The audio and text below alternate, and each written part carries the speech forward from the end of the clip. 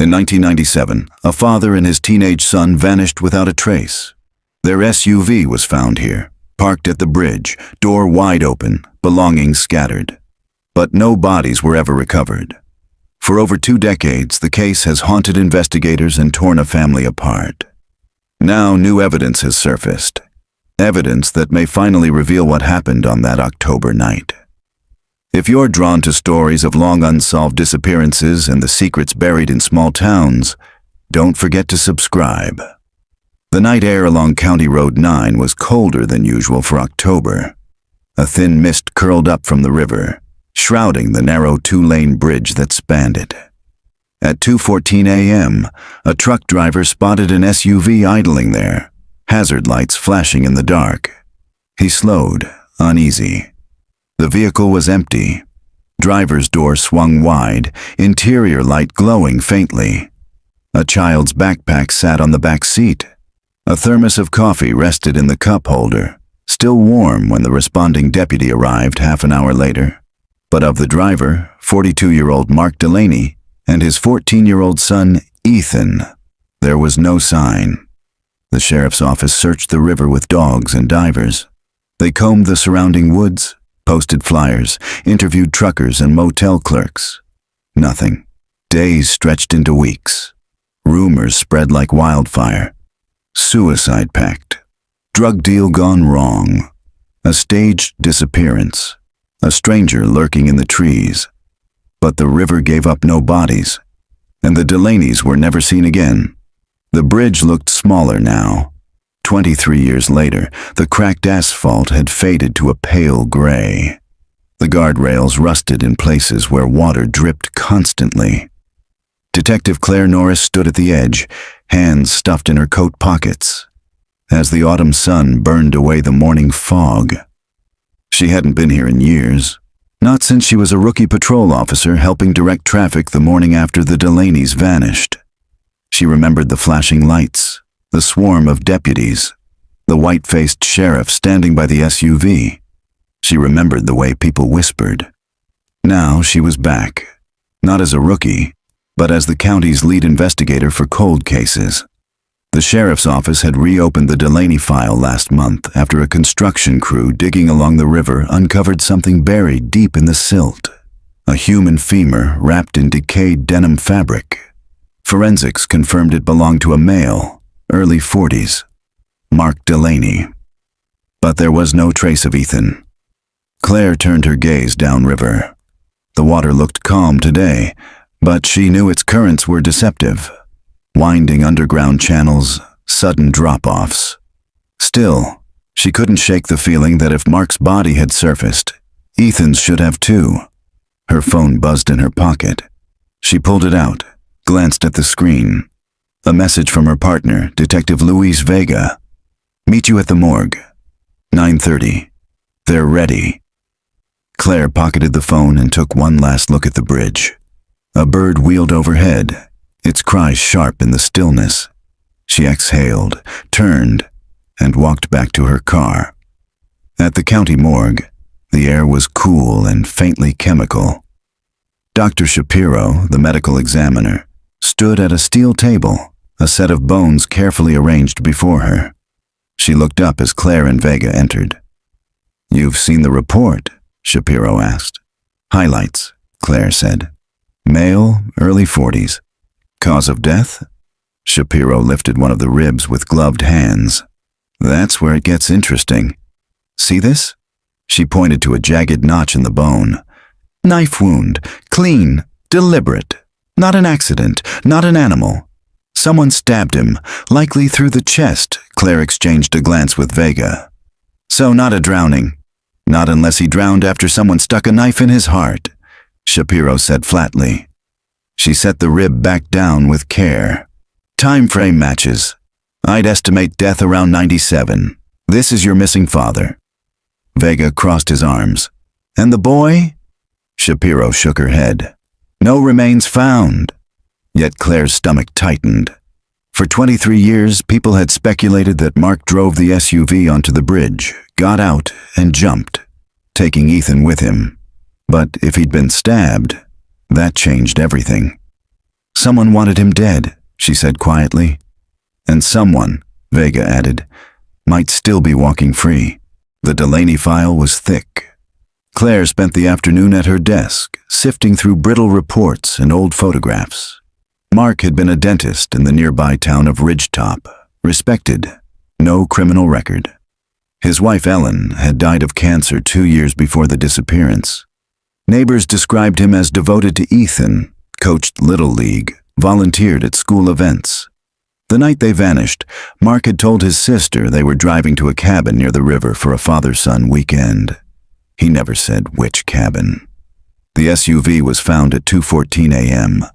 The driver's door open, headlights on, Ethan's backpack still inside. Claire studied the photos again. Something about them unsettled her. The way the thermos was placed neatly in the cup holder, the keys dangling from the ignition. It felt staged, almost deliberate. She turned to Vega. What if they didn't disappear together? What if someone separated them? Vega leaned back in his chair. So the father ends up dead by the river. And the son? Claire tapped the photograph of the backpack. The son is taken. Alive-er. That evening, Claire drove out to the Delaney home, a modest 2-story on the edge of town, now owned by another family. She sat across the street in her car, staring at the house. Kids' bikes leaned against the porch. Curtains glowed with warm lamplight. She imagined Ethan at 14, lanky, awkward, probably trying to act older than he was. What had he seen that night? What had happened to him? Her phone rang. Unknown number. Detective Norris, she answered. A man's voice, low and gravelly. You're looking for the boy. Claire froze. Who is this? A pause, then, you won't find him in the river. The line went dead. Claire sat motionless, phone still to her ear, the empty dial tone buzzing. Her pulse hammered in her throat. Someone knew she'd reopened the case. Someone wanted her to know Ethan was still out there, alive. Or at least, he had been. The night after the anonymous call, Claire barely slept.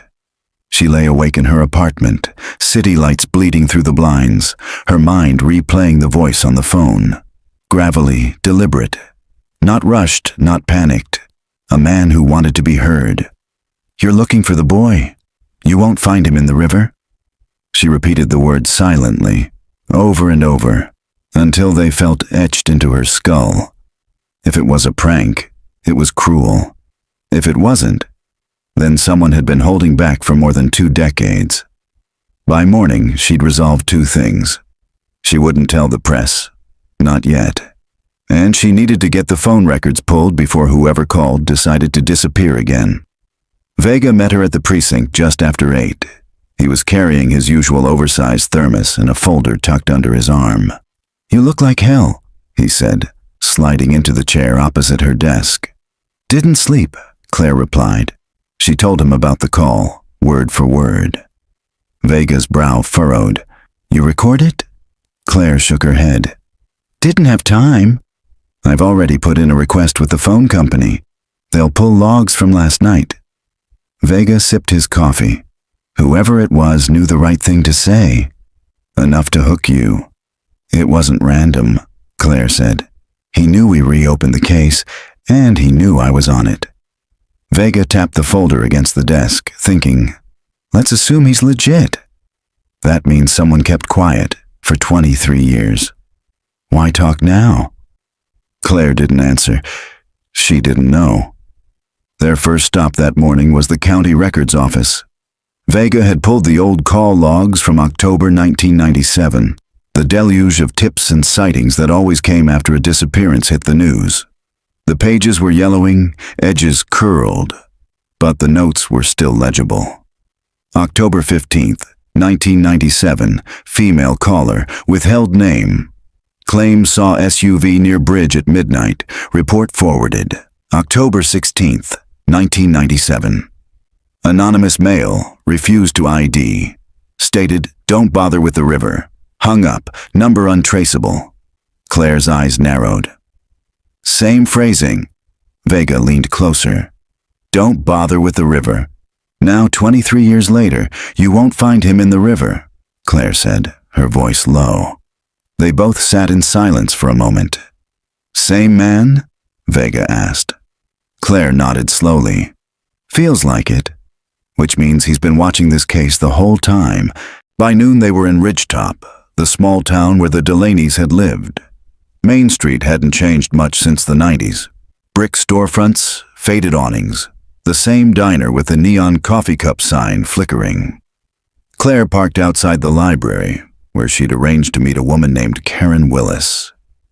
Karen had been Ethan's classmate in 1997. She was 37 now, a school counselor. But Claire wanted to hear what she remembered about the boy everyone had once whispered about. Karen met them in the children's section, her hair pulled into a tight bun, expression cautious. I haven't thought about Ethan in years, she admitted after introductions. But back then, everyone was obsessed. Kids were scared. Parents doubled curfews. What was he like? Claire asked. Karen smiled faintly. Quiet. He loved baseball cards, I remember that. He'd trade during lunch.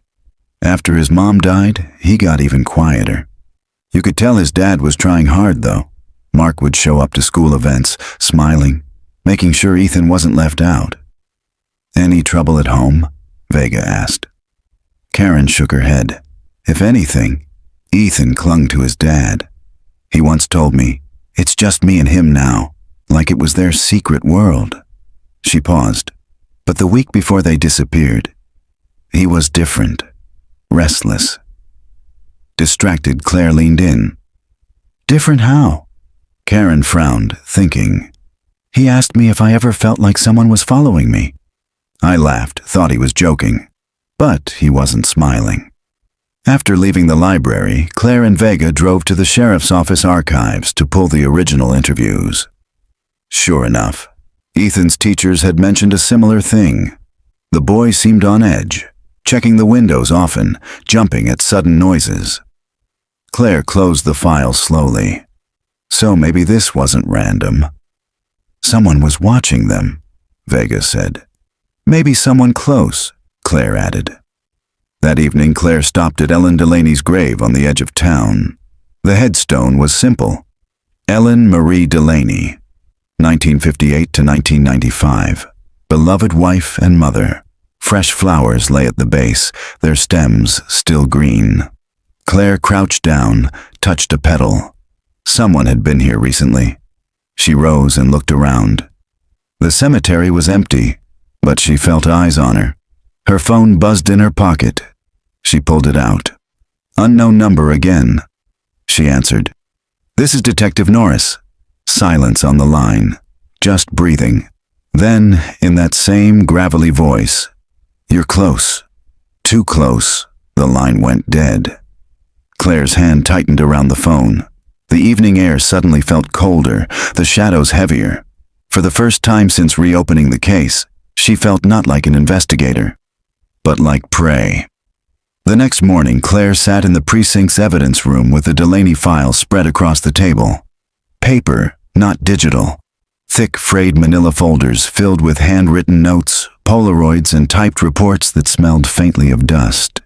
Vega came in balancing 2 coffees and a breakfast burrito in his other hand. He dropped 1 cup beside her. You're digging early, he said, unwrapping the burrito. Couldn't sleep, Claire replied. You ever sleep? She ignored the jab, sliding a photograph toward him.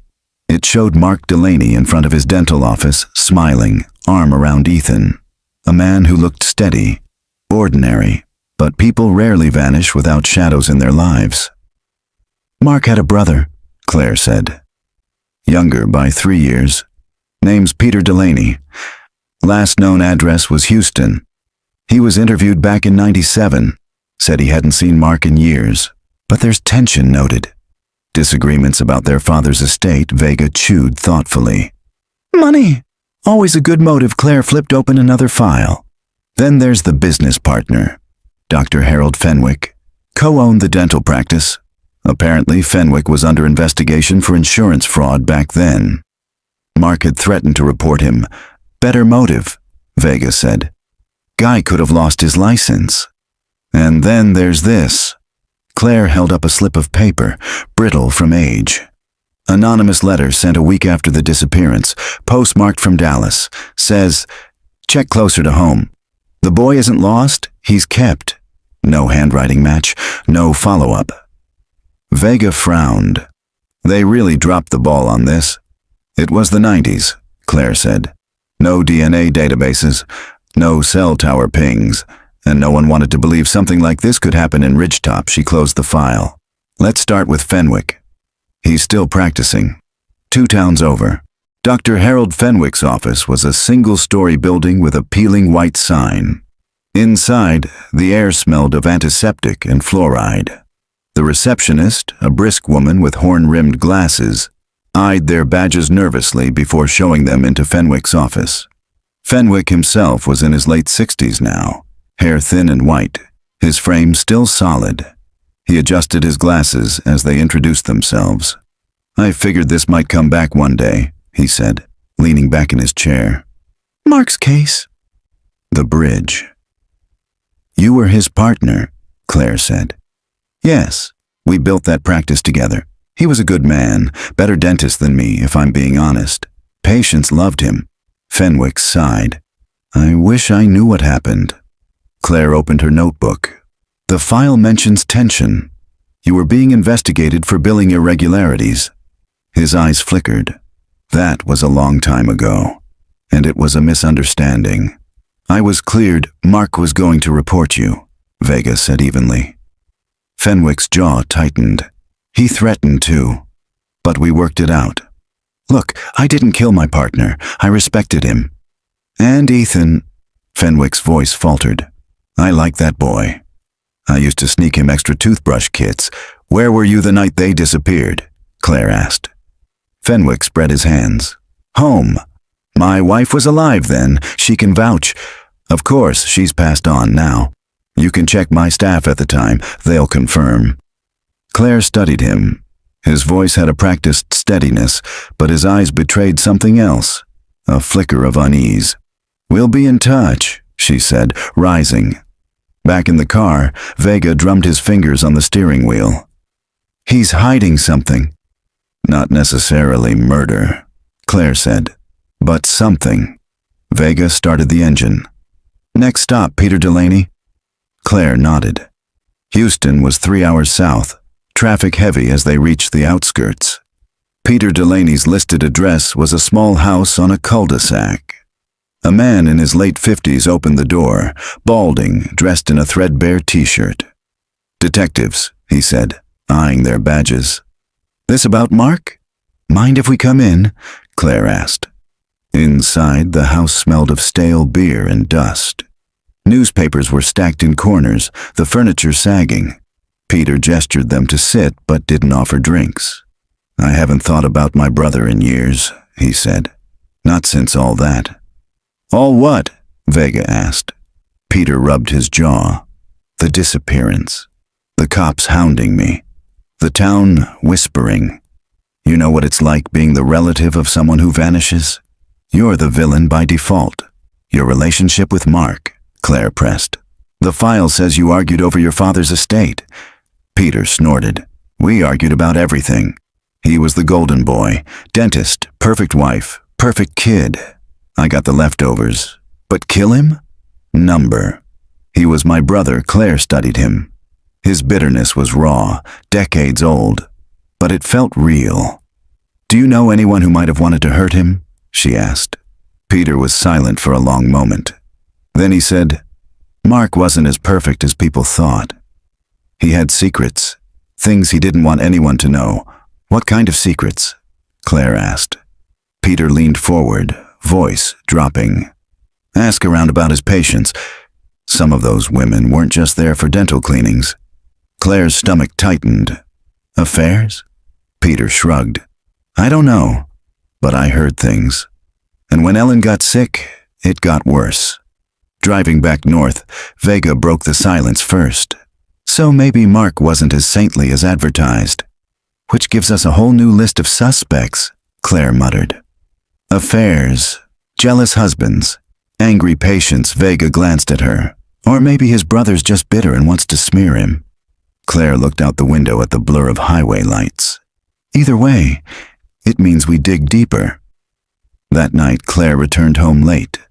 She tossed her coat over a chair, poured a glass of water, and sat by the window. Her phone buzzed. Unknown number. Her chest tightened as she answered. "You talked to his brother," the gravelly voice said. Claire's throat went dry. "Who is this?" "You're chasing ghosts. You need to look closer to the bridge." The line went dead. Claire lowered the phone slowly. Outside her window, across the street, a dark sedan idled under the lamplight. Its headlights flicked on, then it drove away. Claire's reflection in the glass looked pale, haunted. She realized then that the case wasn't just about the past anymore. Someone was pulling her into the present. The rain came down in thin, cold sheets the next morning, turning the courthouse parking lot into a slick mirror. Claire leaned against the car while Vega fumbled with the umbrella. "Tell me again why we're digging through 25-year-old appointment logs?" he asked. "Because Mark's brother said he had secrets," Claire replied, zipping her coat higher. "If there's any truth to that, it would be in his patient files." The clerk at the courthouse basement led them to a locked records room. Boxes lined the shelves, labeled in faded marker, Delaney Dental, 1990 to 1997. Claire pulled on gloves and slid one box onto the table.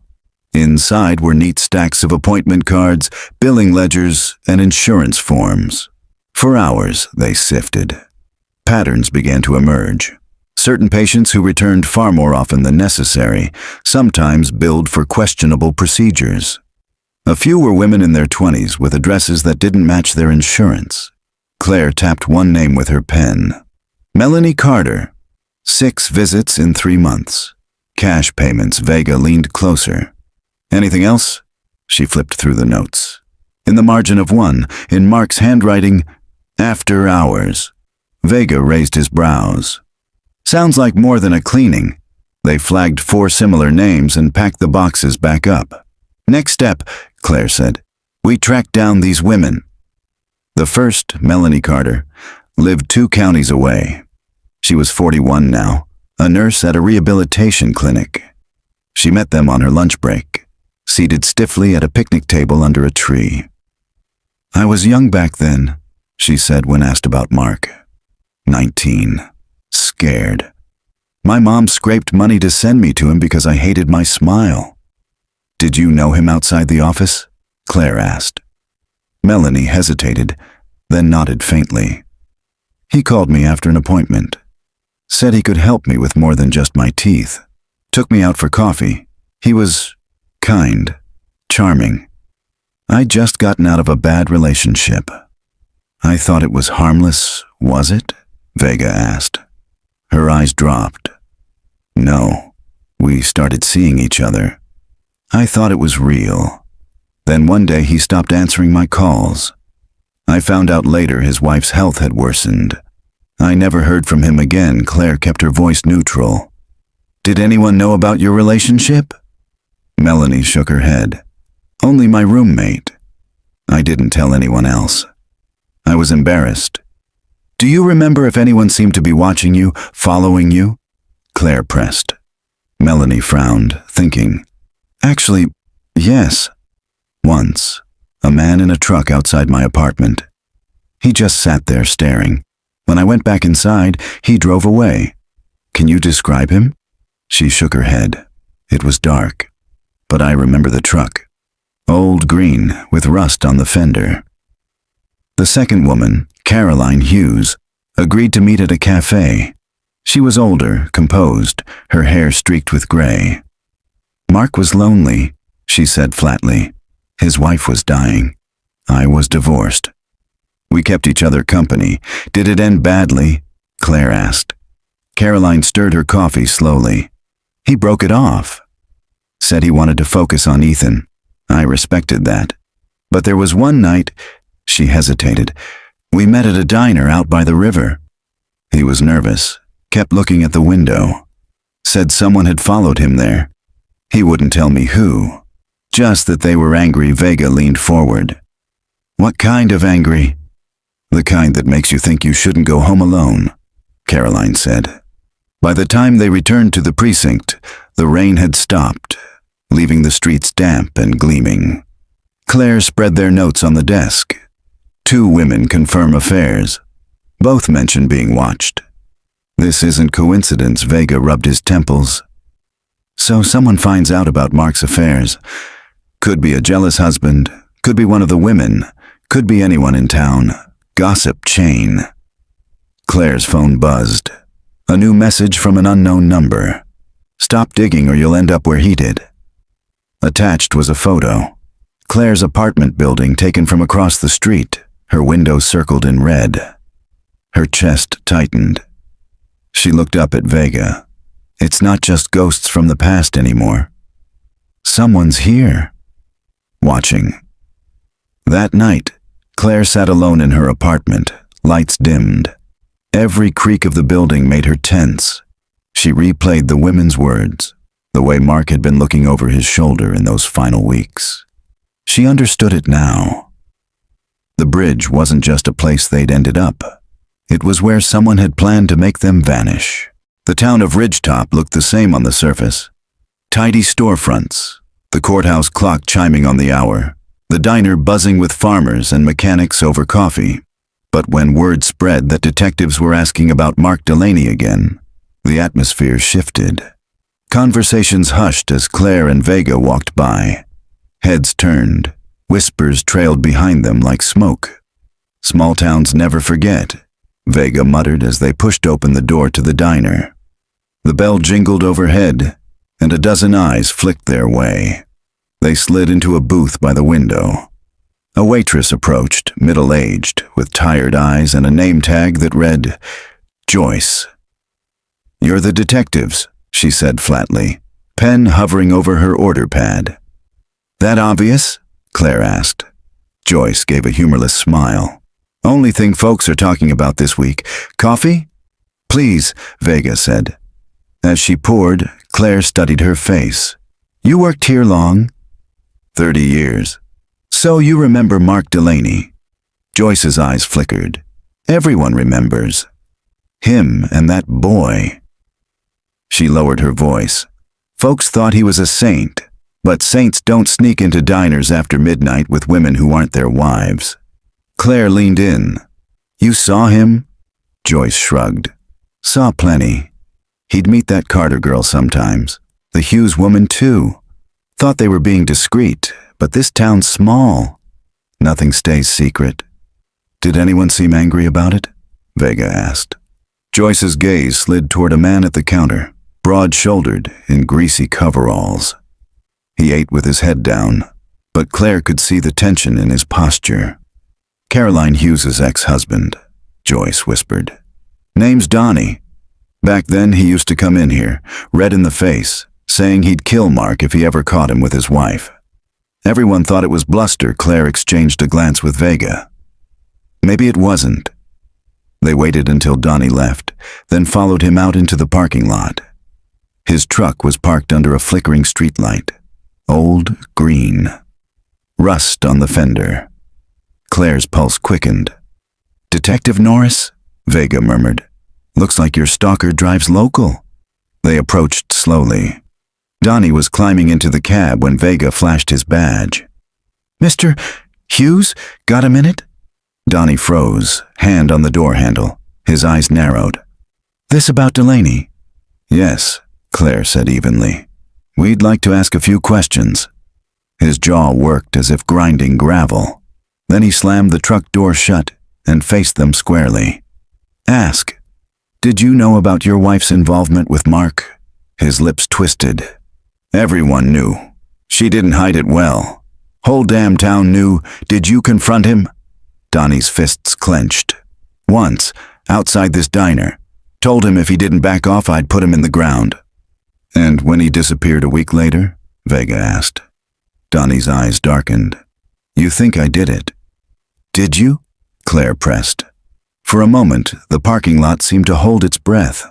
Rain pattered on the asphalt, the diner's neon humming faintly. Then Donnie shook his head, slow and deliberate. I wanted to. God knows I wanted to.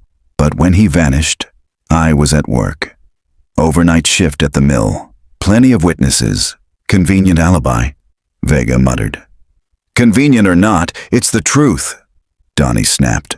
And if you think I've been waiting 23 years to toy with detectives, you're wrong. I don't care where he ended up. He got what was coming. He climbed into the truck, started the engine.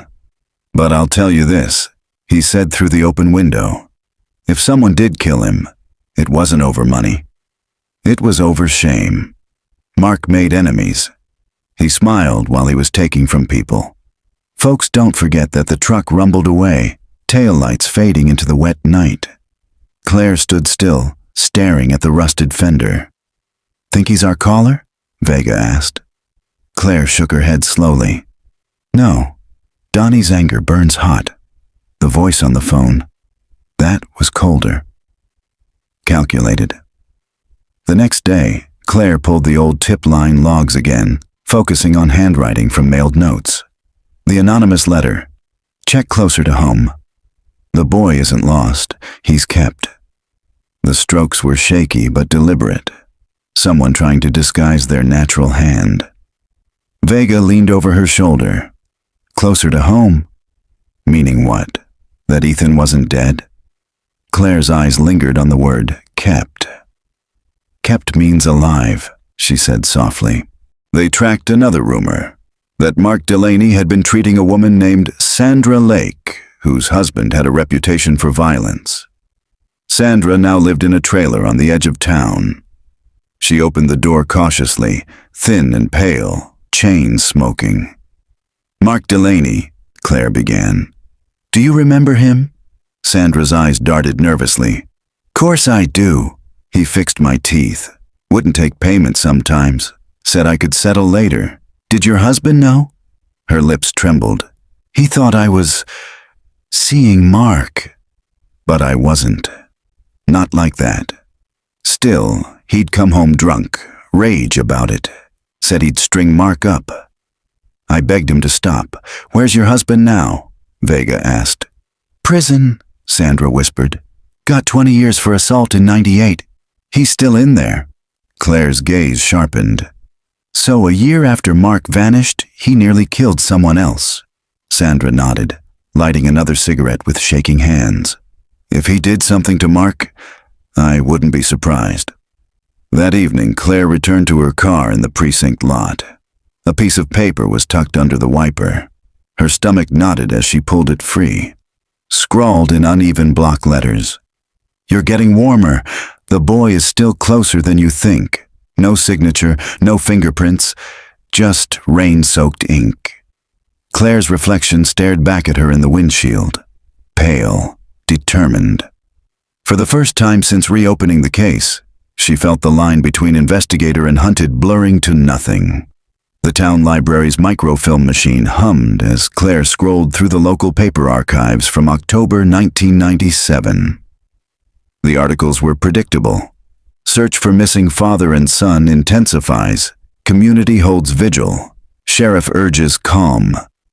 But a small column buried on page 9 caught her eye. Strange sightings reported along Ridgetop Bridge. The piece described multiple callers reporting a boy in pajamas seen walking near the bridge the week after Mark and Ethan disappeared. Deputies dismissed it as rumor, pointing to the swollen river and saying the boy likely drowned. Claire leaned back in the chair, staring at the headline. A boy in pajamas. Ethan had been wearing pajamas that night. Blue flannel, according to the missing poster. Vega appeared at her side, balancing a paper cup of coffee. Find something? She tapped the article. People claim to see Ethan after the disappearance. They brushed it off. Vega squinted. Witnesses always see what they want to see after a case hits the news. Or, Claire countered, Ethan survived. Maybe he was seen because he was still here. Vega's eyes narrowed. Kept. The word echoed between them. They spent the afternoon visiting the few residents still alive who had called in those reports. Most had little to add beyond hazy memories. But one, an old man named Clyde Jenkins, was sharper than expected. He lived in a recliner in a cluttered farmhouse outside town, oxygen tank hissing softly. I remember it clear. Clyde rasped when Claire showed him Ethan's photo. Saw that boy walking the road by the bridge just after dusk. Thought it was strange, him out alone. I slowed my truck to ask if he needed help, but he bolted into the trees. Trees on which side? Claire asked. North side. Toward the quarry, Claire leaned forward. Did you tell deputies that back then? Course I did, Clyde wheezed. They laughed me off. Said grief makes folks see ghosts. He shook his head. But I know what I saw. That boy was alive. The quarry sat a mile from the bridge, a hollowed scar of rock and water. Weeds grew along the rusted fence, and half-buried "No Trespassing" signs sagged on bent poles. Claire and Vega parked by the gate. The place smelled of damp stone and iron. 23 years, Vega muttered. If Ethan was here, what would have kept him? Claire scanned the tree line. Cabins, outbuildings, the old caretaker's shack. They picked through brush until they found it. A shack of weathered boards, roof half collapsed, door hanging crooked. Inside, the air was stale with rot. Claire's flashlight cut across the floor. In the corner sat a child's shoe, small and blue. The rubber cracked with age. She crouched, gloved hand trembling as she lifted it. The sole was worn, but a faded sticker clung to the side. A baseball card image, yellowed. Vega's voice was low. Baseball cards. Karen Willis said he loved them. Claire's pulse hammered. This was his. The shoe went into evidence. Back at the lab, technicians confirmed it was a 1990s model. Children's size 6. They'd attempt DNA testing, but decades of exposure meant results would be uncertain. Claire stared at the evidence bag through the glass. She couldn't shake the image of Ethan running through the woods, barefoot, terrified. And if the shoe was here, what else had been? Albert Garrison's name barely appeared in official records.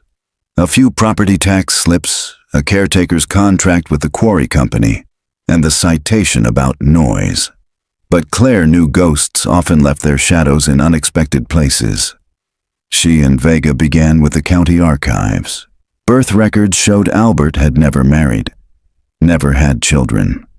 He lived most of his life in Ridgetop, in the cabin by the quarry, until his death from a stroke in 2001. What about family? Vega asked, flipping through the thin folder. Claire shook her head. None listed. But she pointed at a note scrawled on the back of a payroll stub. A local church's name was written there, faint and almost illegible. The church sat on a hill overlooking town, its steeple black against the gray sky.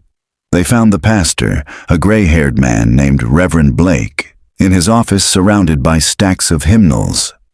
Albert Garrison, Blake repeated, adjusting his glasses. Yes, I remember him. Came here sometimes. Sat in the back. Never spoke much. Did he ever bring anyone? Claire asked. The pastor's brow furrowed. Funny you should ask. Once, late 90s, he came with a boy. Skinny, maybe 8 or 9.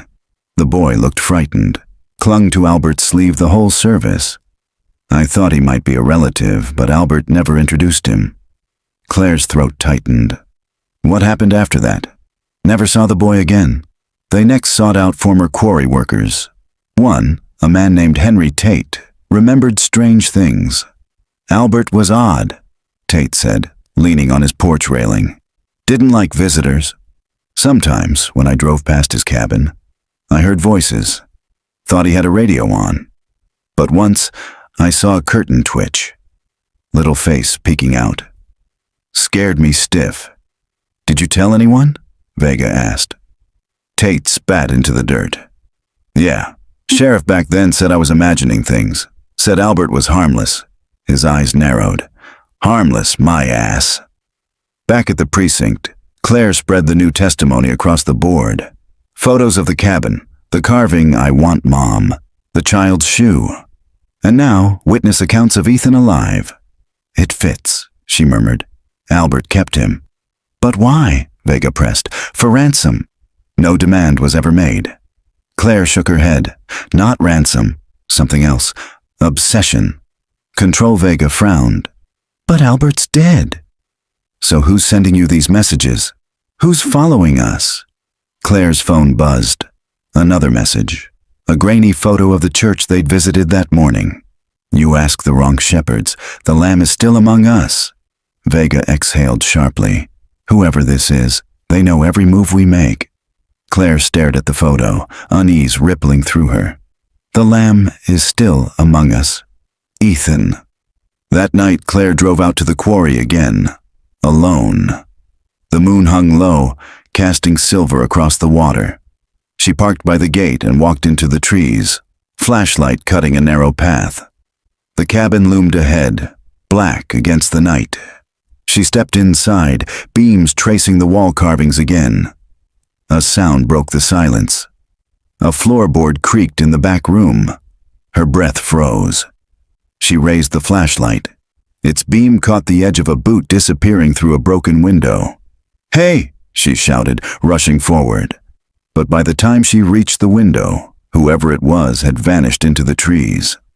On the floor lay something new. A baseball card. Edges frayed, placed carefully in the dirt. She picked it up with trembling fingers. On the back, in childish scrawl, "Still here." She drove home on adrenaline, hands white-knuckled on the wheel. Her apartment lights glared too bright when she walked in. She poured water and sat at the kitchen table, staring at the card. If Ethan was alive, had he left this? Or was someone else taunting her with the memory of a boy who never escaped the quarry? The baseball card sat in an evidence bag on Claire's desk, its colors dulled by time. The boy on the front, a rookie pitcher from 1996, stared out with a frozen smile, forever mid-throw. Claire couldn't stop staring back. If Ethan had left this card, it meant he'd been at the cabin recently. Alive, watching. But why taunt her? Why not come forward? "Maybe he doesn't want to be found," Vega said, dropping into the chair across from her. He looked tired, eyes shadowed. 23 years in the dark. Maybe the dark feels safer than the light. Claire rubbed her temples. Or maybe someone doesn't want him found. "Either way," Vega said, "we need to treat him as both victim and suspect, until we know for sure."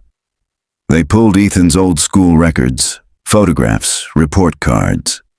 In the last photo before he vanished, Ethan stood awkwardly in front of a chalkboard, his hair unkempt, smile hesitant. Beside him, in looping cursive, someone had written, "Dream. Play for the Rangers." "Baseball," Claire whispered. It was his anchor. Vega tapped the evidence bag. And now it's his breadcrumb. They canvassed the area around the quarry. Several residents reported seeing a thin man wandering late at night, sometimes near the gas station, sometimes by the old railroad tracks. Always alone, always vanishing when approached. One cashier described him as young but with old eyes. Another swore his clothes looked decades out of date, flannel and worn jeans. Claire sketched a rough composite using Ethan's childhood photo as a base, aged forward. The resemblance was chilling. When she pinned it to the board, the room fell silent. Ethan Delaney, age 31. That night, Claire returned home to find her apartment door ajar. Her heart slammed. She drew her weapon, pushed the door open. The lights were off. She swept the rooms, bedroom, bathroom, living room, empty. But on the kitchen table lay another baseball card, face down. With shaking hands, she turned it over. On the back, in jagged handwriting, "You found me, but you're too late." The next morning, Claire showed Vega the card. "Either Ethan's alive and playing games," Vega said grimly, "or someone's trying damn hard to make us believe he is." "Why me?" Claire muttered. "Why not send these to the sheriff or the press?" Vega studied her, Because you're the one he wanted all along. Whoever this is, it's personal now. They dug deeper into Albert Garrison. A social worker's file from 1982 surfaced, long forgotten in county storage. It described complaints about Albert offering lodging to runaway kids. No charges were filed. Attached was a note. Child placed in temporary foster care. Male, approximately 9. Said Albert told him he could stay forever. Claire's skin prickled. Albert collected children, which means Ethan wasn't his first, Vega said. But he might have been his last, Claire whispered. That evening, Claire sat in her car outside the church, staring at the steeple silhouetted against the sinking sun. She thought of the pastor's words. Albert bringing a boy, once, who never returned. Her phone buzzed. Another message. A photo of her sitting in the car outside the church, taken from across the street. Text beneath, mothers go to church. Sons wait outside. Claire's breath caught. She scanned the street, but saw only shifting shadows and passing cars. For the first time, she wondered not just if Ethan was alive, but if he was the one watching her now. The storm rolled in fast, thunder growling over the hills. Sheets of rain blurred the courthouse steps as Claire and Vega dashed inside. The sheriff's office had called a briefing. New tips about sightings near the bridge. A deputy spread out photographs on the table. Grainy stills from a convenience store camera. In one frame, a man in a hood pulled snacks from the shelf. Thin frame, downcast eyes. The next frame caught his face half turned toward the lens. Claire's breath hitched. The jawline was sharper, the eyes sunken, but the resemblance was unmistakable. Ethan Delaney, grown, gaunt, alive. Timestamp? Vega asked, voice tight. 2 nights ago, the deputy replied. Claire's mind reeled. All this time. They hit the road immediately. The store clerk remembered the man clearly. He didn't say much, the clerk told them. Bought bread, jerky, matches, paid cash, kept glancing at the door like he was scared someone might come in. Which way did he go? Claire pressed. The clerk pointed east, toward the quarry road. That night, Claire and Vega parked in the shadows near the quarry, engine off, rain drumming on the roof. They waited in silence, eyes fixed on the tree line. Hours crawled past. Midnight, 1 a.m. Then, a flicker of movement, a figure slipping between trees. Hood drawn low, steps quick. Claire's pulse surged. That's him. They moved fast, flashlights cutting through wet underbrush. Police! Vega shouted. Stop! The figure bolted deeper into the woods. Branches snapped, mud splashed. Claire chased, lungs burning, heart hammering. The beam of her flashlight caught him briefly. Pale face, wide eyes, lips parted in terror. Ethan, she cried. He froze for a fraction of a second at the sound of his name. Then he was gone again, vanishing into the thicket. They searched for hours, but the woods swallowed him whole. By dawn, they staggered back to the car, soaked and exhausted. He heard you, Vega said. He knew his name. Claire leaned against the hood, rain dripping from her hair. And he ran. The next day, Claire received a package at the precinct. No return address. Inside was a small battered notebook. She flipped it open.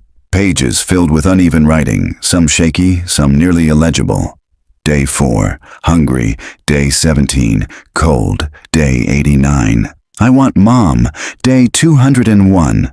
Albert says I belong here. Day 732. I'm not Ethan anymore. Her throat closed. She kept turning pages. Day 3000. She never came. Day 4000. The dark is safer. Day 5000. Watching is better than being seen. At the back, a fresh entry. Day 8425. I saw you. You are too late. Claire's vision swam. Vega steadied her shoulder. It's him, she whispered. He's alive. And he's watching us. That night she woke to a sound at her window. She rose slowly, heart pounding. Through the glass, in the storm's flicker of lightning, she saw him. A man soaked, hood down, face pale, eyes hollow. Ethan. For a heartbeat, their gazes locked. His expression was unreadable. Sorrow, anger, something darker. Then he melted into the night, leaving only the rain-slick glass and Claire's reflection staring back. The journal lay open on Claire's desk, its pages weighed down with evidence tags. She traced the uneven handwriting with her fingertip, each entry a wound on paper. Day 5000. Watching is better than being seen. The words burned into her mind. Watching. The same thing Ethan had been doing to her. Why resurface now? Vega asked, pacing. He had decades to come forward. Instead, he hides, stalks, taunts. Claire shook her head. Not taunting. Testing. He wants to know if I'll find him. If I'll come for him the way no one came before, Claire? Vega said carefully. You're not his mother. Her eyes lifted. To him, maybe I am now. They traced recent purchases at the convenience store. Bread, jerky, matches, all small, portable survivalist staples. The clerk remembered something else, a pack of candles, a box of chalk. Chalk? Vega frowned. The implication landed heavy. Markings, rituals, messages. Claire drove out to the quarry again at dusk. The rain had cleared, leaving air sharp and cold. Vega followed, flashlight ready. Near the caretaker's shack, their beams caught new chalk marks scrawled across stone, crude drawings of stick figures, a small one beside a tall one. Over and over. Sometimes the smaller figure was crossed out. Vega muttered, "That's not graffiti." "That's a diary on rock." Claire's throat tightened. He's still living here. Still trapped in the loop deeper in the woods, they found remnants of a camp. A tarp strung between trees, charred fire pit, scraps of food wrappers, fresh. Claire crouched, running a hand over the damp soil. He's close. Branches snapped behind them. Both whirled, lights cutting the dark. A man stood 10 yards away, hood down, gaunt face, pale as bone. Eyes sunken but alive with something fierce. "Ethan," Claire whispered. He flinched at the name. Vega raised his hand slowly. "We're not here to hurt you. We just want to talk."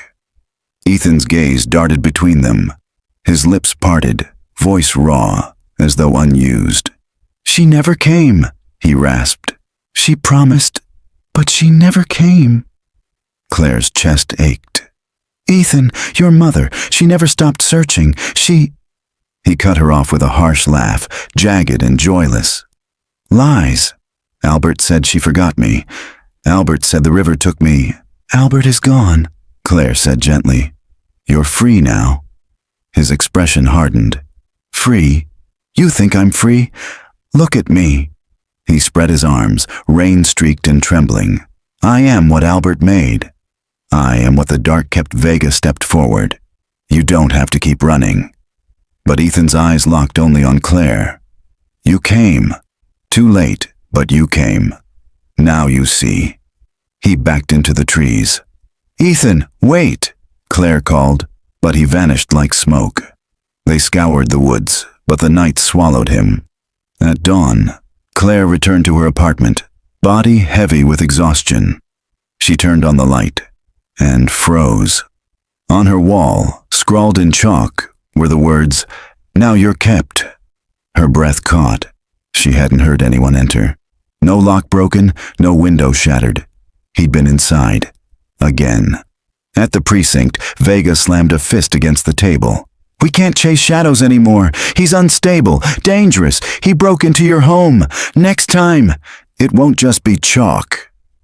Claire nodded numbly, but inside, her thoughts spun. The look in Ethan's eyes last night, pain, fury, longing. He wasn't just lashing out. He was demanding recognition. She realized, with a chill that reached her bones. Ethan didn't just want to be found. He wanted her to join him. The call came just after midnight. Static crackled through the line, followed by a strained whisper. Bridge. Then the line went dead. Claire sat upright in bed, heart pounding. She knew the voice. Ethan. She grabbed her coat, holstered her weapon, and drove into the night, headlights cutting a narrow tunnel through the fog. The bridge loomed ahead, its iron trusses skeletal in the moonlight. Rain slicked the asphalt, pooling in dark patches. She parked, engine idling, and stepped out. The river surged black and swollen beneath. A figure stood at the midpoint of the bridge. Thin, hood down, face pale, eyes hollow. "Ethan," she called, voice echoing. He didn't move. Only the river's roar answered. She walked slowly toward him, every step deliberate. "You wanted me here. I'm here at last," his voice carried over the wind. "I waited." Days into years, scratches on walls, promises broken. "Do you know what that does to a boy?" Claire's throat tightened. "I can imagine." "But you survived. That means something." His lips twisted in a bitter half-smile. "Survival is not life. Survival is being kept, like an animal." "You're not an animal," she said softly. "You're Ethan Delaney. You had a family. You were loved." The smile faded. His gaze sharpened. "Loved? Then why didn't she come?" Claire took a breath, the rain stinging her face. "Your mother tried. She never stopped. She just didn't find you in time." His hands clenched. Too late. Behind them, a low rumble, an engine approaching. Vega's SUV pulled up at the bridge entrance, headlights washing across steel beams. Ethan flinched, stepping onto the railing. "No!" Claire shouted, holding out a hand. "Don't!" He balanced precariously, water churning far below. Vega climbed out, weapon drawn but lowered. "We can help you, Ethan." "You don't have to do this." Ethan's eyes darted between them. His voice broke. "Albert said the river takes everything. Maybe it takes me too."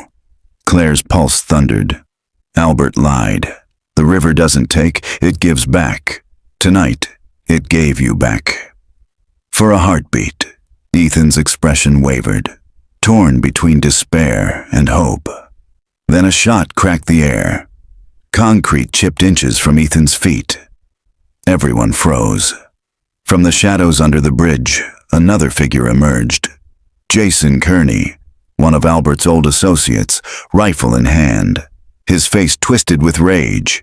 "You shouldn't have found him," Jason spat. "He was meant to stay hidden." "Always drop the weapon," Vega barked, raising his gun. But Jason fired again, bullet ricocheting off metal.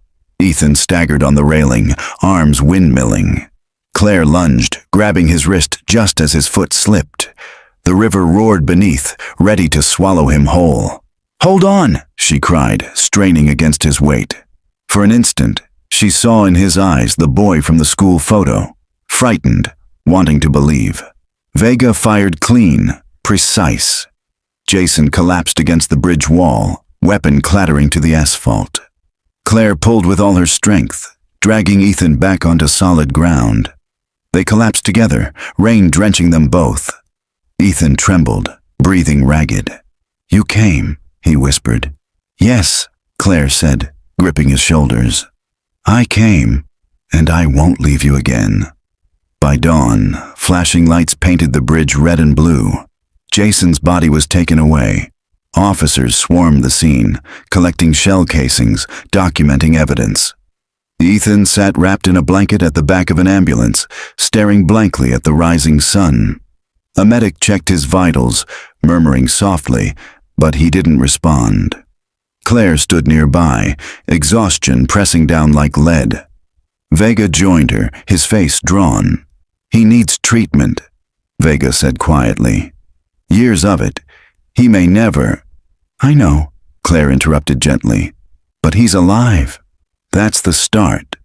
Her gaze lingered on Ethan. Even broken, even haunted, he was no longer just a name on a file, a ghost in a quarry. He was here, and the bridge had given him back. The hospital room was quiet, except for the steady hum of machines. Pale morning light seeped through blinds, painting faint stripes across Ethan's bed. He lay still, eyes half-lidded, gaze unfocused. Claire sat at his side, hands folded in her lap. It had been 3 weeks since the bridge. 3 weeks since she had pulled him back from the river's edge. Doctors called it severe post-traumatic stress, dissociation, long-term captivity syndrome. They spoke of years needed to untangle his mind, if untangling was possible at all. But sometimes, late at night, Ethan spoke in whispers. Day 40. Albert says I belong here. Or, the chalk runs out. What if the walls stop listening? And once, when he startled awake from a dream, trembling, you came. Too late, but you came. Vega stopped by often. He stood now at the doorway, arms crossed, watching silently. You should go home, he told Claire. You've barely slept. Claire shook her head. He needs someone here when he wakes. He needs more than that, Vega said gently. You can't carry all of it yourself. Claire looked at Ethan, his gaunt frame cocooned in hospital sheets. I know, but after everything, I can't walk away. Vega didn't argue. He knew some wounds weren't healed by medicine alone. They needed witnesses, someone to remember with them. The town buzzed with shock after the truth came out. Newspapers ran headlines. Missing boy found alive after 23 years. Caretaker's quarry reveals dark past. Bridge of secrets, cold case, cracks open. But beneath the headlines lay quieter conversations. Neighbors recalling strange noises near the quarry years ago. Teachers who wondered why the sheriff never pressed harder. People questioning how many other children Albert might have hidden before Ethan. The county promised investigations, committees, memorials. But Claire knew the deepest reckoning was not with institutions. It was with the silence that had stretched for decades. The silence that allowed Ethan's scratches on the wall to echo unanswered. One evening, after visiting hours ended, Claire walked the bridge again. Fog curled over the rails, the river murmured below. She stopped at the midpoint, the same spot where Ethan had balanced on the edge. Her hand touched the cold steel. She imagined him there, trembling between survival and surrender. She imagined Albert, whispering lies. And she imagined Ethan's mother, waiting for years with hope that never bore fruit. Claire whispered into the fog, "We've found him. He's not lost anymore." The words carried into the river's roar, unanswered.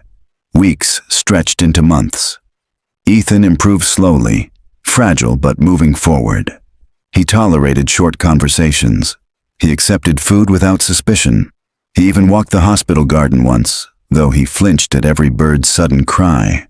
Claire sat with him daily, reading from his old school yearbook, showing him photographs. "This was your baseball team," she'd say, pointing at faded faces. Sometimes he looked. Sometimes he turned away. But each time, his hand lingered a little longer on the pages. One afternoon, as she prepared to leave, Ethan spoke. His voice was hoarse but steady. "Do you think I'm still Ethan?" Claire's chest tightened. She met his eyes. "Yes, you're still Ethan. You always were for the first time." He gave a faint, uncertain smile. Yet the shadows never fully left. Jason's death silenced one accomplice, but whispers suggested others may have helped Albert over the years. Police unearthed fragments, unmarked graves near abandoned lots, reports of missing children that had slipped through cracks. The quarry remained cordoned off, its cabin now a crime scene sealed with tape.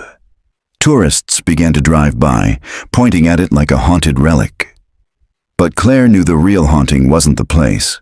It was the boy-turned-man, sitting in a hospital room, carving tally marks into his mind long after the walls had crumbled.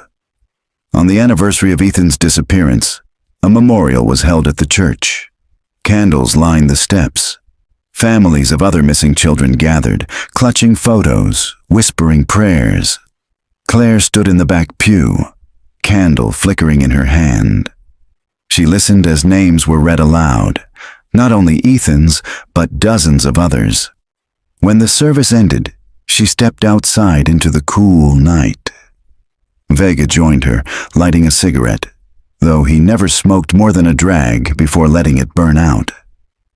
"Do you think he'll ever be okay?" Vega asked quietly.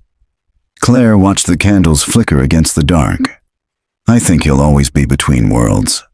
Part of him will never leave that cabin, and you?" She exhaled slowly.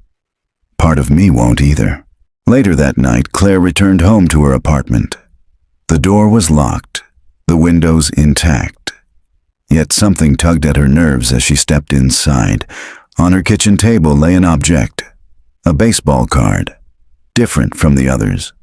This one new, crisp, untouched by years. On the back, in neat handwriting, "Not Ethan. Never Ethan." Watching Claire's hand shook as she held it. The shadows in the corners of the room seemed deeper, heavier. Was it Ethan? Someone else? Another remnant of Albert's dark legacy? The card lay cold in her palm, but the words burned. She realized the story wasn't over. Somewhere in the silence, someone was still keeping watch.